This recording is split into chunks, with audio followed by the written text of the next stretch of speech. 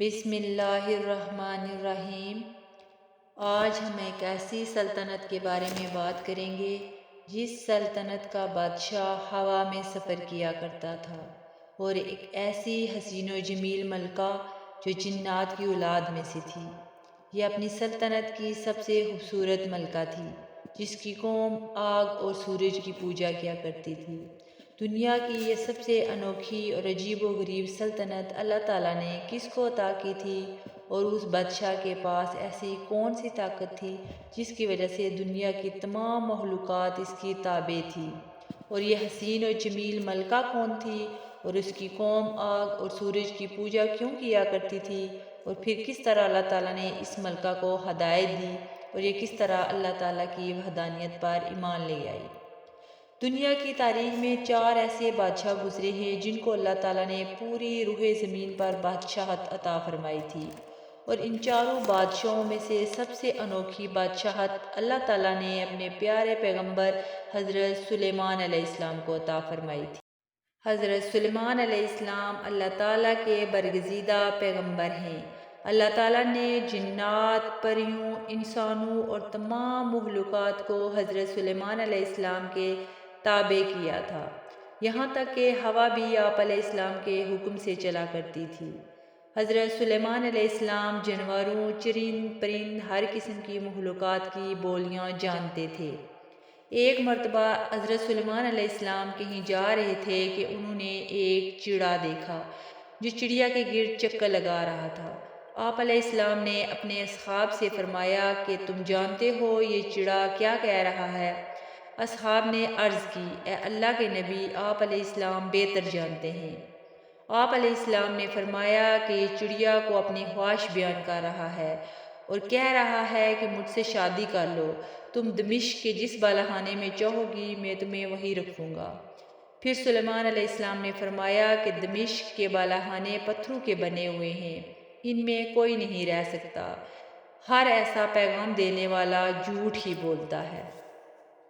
پرندوں کے علاوہ دیگر مخلوقات کی تمام اقسام کی بولیاں بھی حضرت سلیمان علیہ السلام جانتے تھے، اور اس کی گواہی اللہ تعالیٰ کا یہ فرمان دے رہا ہے، وَأُوتِينَ مِن كُلِّ شَيْءٍ، اور ہر شے عطا کی گئی ہمیں، یعنی ہر وہ شے جس کی کسی بادشاہ کو ضرورت ہوتی ہے، مثلاً افرادی قوت، جنگی آلات، لشکر، جن و انس کی جماعت، چرند پرند، چوپائے، وحشی جانور، شیاطین، علم و فہم، مخلوق کی مخفی باتوں سے آگاہی، خوابوں کی تعبیر وغیرہ سب کچھ حضرت سلیمان علیہ السلام کو عطا کیا گیا تھا۔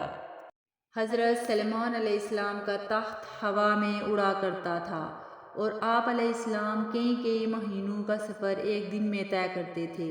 دنیا کی یہ عظیم و شان اور انوکھی بادشاہت اسی شان و شوکت سے جاری تھی کہ ایک دن حضرت سلیمان علیہ السلام اپنا لشکر کے ہموار کسی سفر پر روانہ ہوئے۔ سفر کے دوران تمام تر مخلوقات حضرت سلیمان علیہ السلام کی خدمت میں مختلف قسم کی ڈیوٹیاں سر انجام دے رہی تھیں۔ حضرت سلیمان علیہ السلام کے لشکر میں جن، پریوں، ہر طرح کی مخلوق تھی، اور اسی لشکر میں ایک خاص پرندہ بھی تھا جو حضرت سلیمان علیہ السلام کا چہیتا پرندہ تھا۔ اس کا نام ہدہد تھا۔ اس کی ڈیوٹی یہ تھی، جہاں حضرت سلیمان علیہ السلام کا لشکر رکتا تھا تو یہ پرندہ حضرت سلیمان علیہ السلام کے لیے زمین سے پانی تلاش کرتا تاکہ حضرت سلیمان علیہ السلام اس پانی سے وضو فرما سکیں اور اس پانی سے باقی تمام تر ضروریات کو پورا کیا جا سکے۔ اسی جاری سفر کے دوران لشکر نے پڑاؤ ڈالا، وہاں پر پانی کی ضرورت پیش آئی۔ حضرت سلیمان علیہ السلام نے ہدہد کو طلب کیا تاکہ وہ پانی تلاش کرے، لیکن ہدہد وہاں موجود نہ تھا، یہ پرندہ اپنی ڈیوٹی سے غائب تھا۔ حضرت سلیمان علیہ السلام جلال سے فرمانے لگے، اگر آج ہدہد نے اپنے غائب ہونے کی قابل قبول وجہ نہ بتائی تو آج میں اس کو سخت سزا دوں گا۔ چنانچہ ابھی کچھ دیر ہی گزری تھی کہ ہدہد حضرت سلیمان علیہ السلام کی خدمت میں حاضر ہوا اور بتایا کہ آج میں ایک ملک میں گیا ہوا تھا، وہاں ایک خوبصورت ملکہ حکومت کرتی ہے، اور اس کا تخت جواہرات سے مزین ہے۔ پھر ہدہد نے حضرت سلیمان علیہ السلام کو بتایا کہ اس ملک کے لوگ کافر ہیں اور وہ سورج کو پوجتے ہیں۔ شیطان نے انہیں گمراہ کر رکھا ہے اور وہ اس بدبخت کے بہکاوے میں آ کر اللہ تعالیٰ کی عبادت اور اطاعت چھوڑ چکے ہیں۔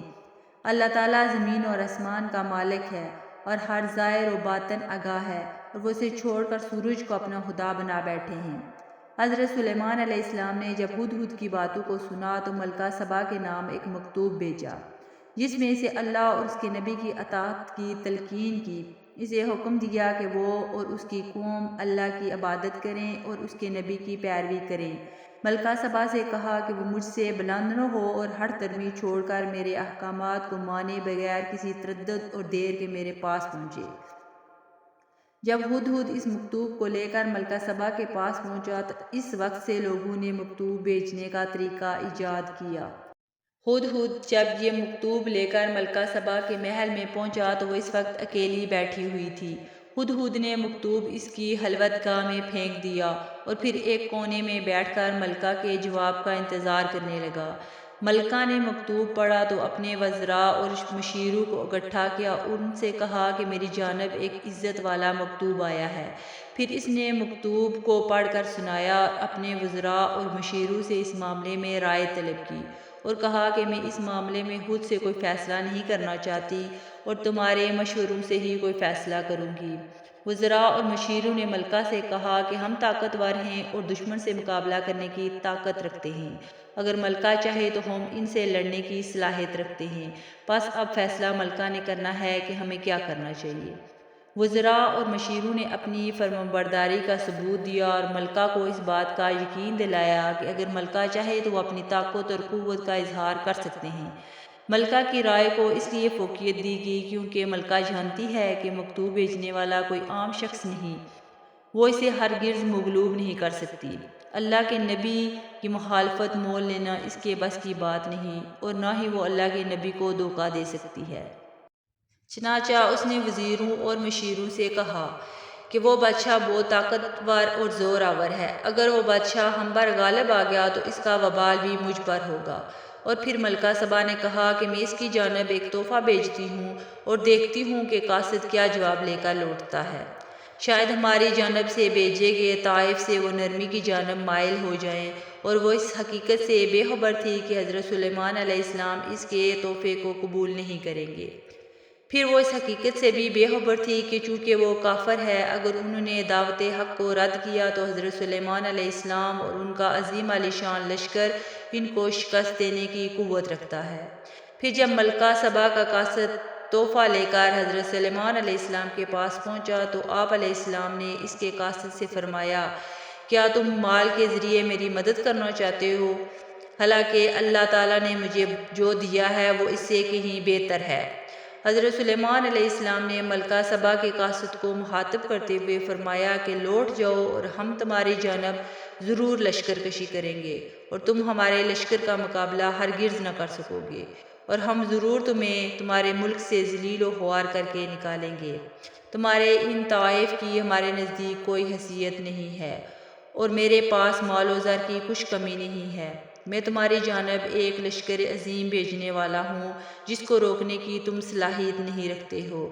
ذلت اور ہلاکت تمہارا مقدر بن چکی ہے۔ حضرت سلیمان علیہ السلام کا یہ پیغام جب قاصد کے ذریعے ملکہ سبا کو ملا تو وہ سمجھ گئی کہ اب فرمانبرداری کے بغیر کوئی چارہ نہیں، تو اس نے اپنا سر تسلیم ہم کر دیا۔ پھر وہ اپنے وزراء اور مشیروں کے ذریعے حضرت سلیمان علیہ السلام کے سامنے حاضر ہونے کے لیے چلی۔ حضرت سلیمان علیہ السلام کو جب ملکہ سبا اور اس کے درباریوں کی آمد کی اطلاع ملی تو حضرت سلیمان علیہ السلام نے جنات کو حکم دیا کہ وہ بلقیس کا تخت ان کے سامنے لے کے آئیں، جس پر بیٹھ کر وہ فیصلے کیا کرتی ہے۔ ایک خبیث جن نے آپ علیہ السلام کی بات سن کر کہا کہ وہ اس تخت کو آپ علیہ السلام کی اس محفل کے برخاست ہونے سے قبل لا سکتا ہے۔ حضرت سلیمان علیہ السلام کی یہ محفل ملکی امور نپٹانے کے لیے ہوتی تھی اور دن کے ابتدائی حصے سے شروع ہو کر دن کے ڈھلنے تک جاری رہتا تھا، اور اس دوران کوئی دوسرا کام نہیں کیا جاتا تھا۔ جن نے حضرت سلیمان علیہ السلام سے کہا کہ میں اس تخت کو آپ علیہ السلام کی خدمت میں لانے کی قوت رکھتا ہوں اور امانت میں خیانت کیے بغیر اسے آپ علیہ السلام کی خدمت میں پیش کر سکتا ہوں۔ ایک اور جن بولا کہ میں پلک چپکنے سے پہلے آپ علیہ السلام کی خدمت میں ملکہ سبا کا تخت لا سکتا ہوں۔ اتنے مختصر وقت میں وہ تخت سبا سے بیت المقدس میں حاضر کر دیا گیا۔ چنانچہ حضرت سلیمان علیہ السلام نے جب اس تخت کو دیکھا تو کہا یہ میرے رب ہی کا فضل ہے۔ اس کا فضل ایک آزمائش کی مانند ہے کہ اس کا بندہ شکر ادا کرتا ہے یا پھر اس کی نعمت کا منکر ہوتا ہے۔ یعنی میرا رب شکر کرنے والوں کو مزید فائدہ پہنچاتا ہے، جو اس کی نعمتوں کا انکار کرتا ہے تو اللہ رب العزت اس کا یہ انکار کچھ نقصان نہیں پہنچاتا بلکہ وہ خود اپنا نقصان کرتا ہے۔ اللہ تعالیٰ کو کافروں کے کفر سے کچھ غرض نہیں ہے۔ حضرت سلیمان علیہ السلام نے حکم دیا کہ اس تخت کی شکل بدل دو اور اسے ملکہ سبا کے لیے غیر معروف بنا دو۔ آپ علیہ السلام کا ایسا کرنے کا مقصد یہ تھا کہ ملکہ سبا کی فراست کا اندازہ کر سکیں کہ آیا وہ اپنے اس تخت کو پہچانتی بھی ہے یا نہیں۔ جب ملکہ سبا آپ علیہ السلام کے پاس پہنچی تو آپ علیہ السلام نے پوچھا کہ کیا یہ تیرا ہی تخت ہے؟ ملکہ بولی کہ یہ دیکھنے میں ویسا ہی لگتا ہے۔ ملکہ سبا کا یہ جواب اس کی فراست کو ظاہر کرتا تھا اور اس کے لیے یہ بات حیرانگی کا باعث تھی کہ جس تخت کو وہ یہاں سے ہزاروں کوس دور چھوڑ آئی ہے وہ یہاں پہنچ گیا ہے اور اسے اس کا علم نہ تھا کہ یہ کام کوئی شخص انجام دے سکتا ہے۔ اللہ تعالیٰ نے حضرت سلیمان علیہ السلام اور ان کی قوم کے متعلق آگاہ کرتے ہوئے فرمایا، اور ہم کو اس واقعے سے پہلے خبر مل چکی اور ہم فرمانبردار ہوئے اور اسے روکا اس چیز سے جسے وہ اللہ کے سوا پوجتی تھی، بے شک وہ کافروں میں سے تھی۔ حضرت سلیمان علیہ السلام نے ملکہ سبا کو سورج کی پوجا کرنے سے روکا۔ ملکہ سبا اور اس کی قوم سورج کی پوجا اس وجہ سے کرتے تھے کہ ان کے آباء و اجداد بھی ایسا ہی کرتے تھے اور ان کے پاس اس کی کوئی قوی دلیل نہ تھی۔ حضرت سلیمان علیہ السلام نے ملکہ سبا کے آنے سے قبل ایک ایسے محل کو تعمیر کرنے کا حکم دیا جو شیشے کا بنا ہوا تھا، جس کا فرش اس انداز کا تھا کہ محسوس ہوتا تھا شاید نیچے پانی بہہ رہا ہے۔ محل کی چھت بھی شیشے کی تھی اور فرش کے نیچے پانی میں مچھلیاں اور دوسرے آبی جانور بھی چھوڑے گئے تھے۔ جب یہ محل تعمیر ہو چکا تو ملکہ سبا پہنچی۔ حضرت سلیمان علیہ السلام اسی محل میں تخت پر جلوہ افروز تھے اور وہیں سے حکم دیا کہ ملکہ سبا اور اس کے وزراء کو بلایا جائے۔ چنانچہ جب ملکہ سبا آئی تو وہ سمجھی کہ شاید پانی ہے۔ اس نے اپنی پنڈلیوں سے کپڑا ہٹا دیا تاکہ کپڑے گیلے نہ ہوں۔ حضرت سلیمان علیہ السلام نے فرمایا کہ یہ شیشے کا فرش ہے جس میں سے تجھے پانی نظر آ رہا ہے۔ ملکہ سبا نے جب یہ سب کچھ دیکھا تو کہنے لگی، اے میرے پروردگار، میں آج تک ظلم کرتی رہی، اپنی جان پر اور ایمان لاتی ہوں سلیمان علیہ السلام پر اور اللہ پر جو تمام جہانوں کا مالک ہے۔ حضرت سلیمان علیہ السلام نے ملکہ سبا سے شادی کر لی اور اسے حکومت سے برطرف نہ کیا اور واپس روانہ کر دیا۔ آپ علیہ السلام ہر ماہ وہاں جاتے تھے اور 3 دن رہتے تھے اور اپنے تخت پر بیٹھ کر واپس لوٹ آتے تھے۔ حضرت سلیمان علیہ السلام 40 دن تک اپنے تخت سے غائب رہے اور پھر واپس تشریف لائے تو آپ علیہ السلام نے بیت المقدس کی تعمیر کا حکم دیا۔ چنانچہ آپ علیہ السلام نے اسے مضبوط تعمیر کروایا۔ بیت المقدس کی سب سے پہلی تعمیر حضرت یعقوب علیہ السلام نے کی تھی اور اس کا ذکر ہم نے ابو ذر غفاری رضی اللہ تعالیٰ عنہ کی اس روایت سے بھی کیا تھا جس میں انہوں نے بتایا کہ میں نے نبی اکرم صلی اللہ علیہ وآلہ وسلم سے دریافت کیا کہ یا رسول اللہ صلی اللہ علیہ وآلہ وسلم سب سے پہلی مسجد کون سی تعمیر ہوئی؟ تو آپ علیہ السلام نے فرمایا مسجد الحرام۔ میں نے پوچھا کہ پھر کون سی مسجد تعمیر ہوئی؟ تو آپ صلی اللہ علیہ وآلہ وسلم نے فرمایا کہ مسجد اقصیٰ۔ میں نے پوچھا کہ یا رسول اللہ صلی اللہ علیہ وآلہ وسلم ان دونوں کے درمیان کتنا عرصہ ہے؟ فرمایا 40 سال، اور مسجد الحرام کو تعمیر کرنے والے حضرت ابراہیم علیہ السلام ہیں اور حضرت سلیمان علیہ السلام اور ان کے درمیان 1000 سال سے بھی زیادہ کا عرصہ ہے۔ بیت المقدس کی تعمیر کے بعد حضرت سلیمان علیہ السلام نے اللہ تعالیٰ کی بارگاہ میں یوں دعا کی، اے میرے رب، مجھے بخش دے اور مجھے ایسی سلطنت عطا کر کہ میرے بعد کسی کو لائق نہ ہو، بے شک تو ہی عطا کرنے والا ہے۔ حضور اکرم صلی اللہ علیہ وآلہ وسلم نے ارشاد فرمایا کہ حضرت سلیمان علیہ السلام نے جب بیت المقدس کی تعمیر فرمائی تو اللہ تعالیٰ کی بارگاہ میں 3 باتوں کی درخواست کی، ان تینوں میں سے 2 کو قبول کر لیا گیا اور تیسری ہمارے لیے ہے۔ حضرت سلیمان علیہ السلام نے اللہ تعالیٰ کی بارگاہ میں عرض کیا، الہی میرا حکم تیرے حکم کے مطابق ہو جائے۔ اللہ تعالیٰ نے ان کی اس دعا کو قبول فرما لیا۔ آپ علیہ السلام نے عرض کی کہ الہی مجھے ایسی حکومت عطا ہو جیسی کسی اور کو نہ ملی ہو۔ اللہ تعالیٰ نے ان کی اس دعا کو بھی قبول کر لیا۔ آپ علیہ السلام نے عرض کی، الہی اس مسجد میں جو بھی فقط نماز کی نیت سے داخل ہو تو اسے گناہوں سے ایسے پاک کر دے گویا وہ ابھی دنیا میں آیا ہو۔ آپ صلی اللہ علیہ وآلہ وسلم نے فرمایا کہ مجھے امید ہے اس دعا کی قبولیت صرف میری امت کے لیے ہے۔ حضرت سلیمان علیہ السلام نے جب اللہ عز و جل کی رضا کی خاطر گھوڑوں کو چھوڑ دیا تو اللہ تعالیٰ نے انہیں 2 عظیم چیزیں عطا فرمائی۔ ایک آپ علیہ السلام کے لیے لکڑی کا بنا ہوا تخت تھا جس کی وسعت کا اندازہ اس سے ہوتا ہے کہ اس میں ضروریات زندگی کی ہر چیز موجود تھی، مثلاً پختہ عمارتیں، محلات، خیمے، گھوڑے، اونٹ، جن و انس اور دیگر حیوانات سب موجود تھے۔ جب آپ علیہ السلام سفر یا جہاد کا ارادہ کرتے تو تخت پر ان سب کو سوار کرتے اور ہوا کو حکم دیتے، وہ تخت کے نیچے آ کر اسے اٹھا لیتی۔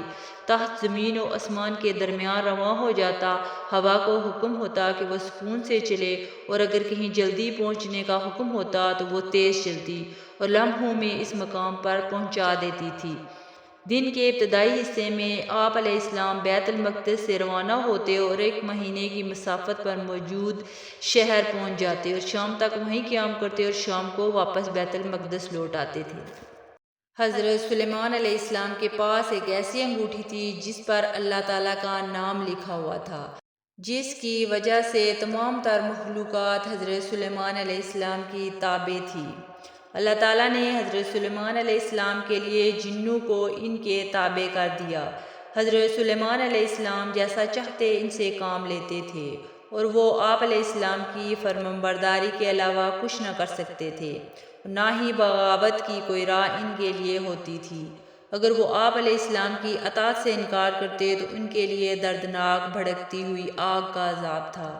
جنات حضرت سلیمان علیہ السلام کے لیے خوبصورت رہائش گاہیں اور محلات تعمیر کرتے تھے، دیواروں پر نقش و نگار کرتے۔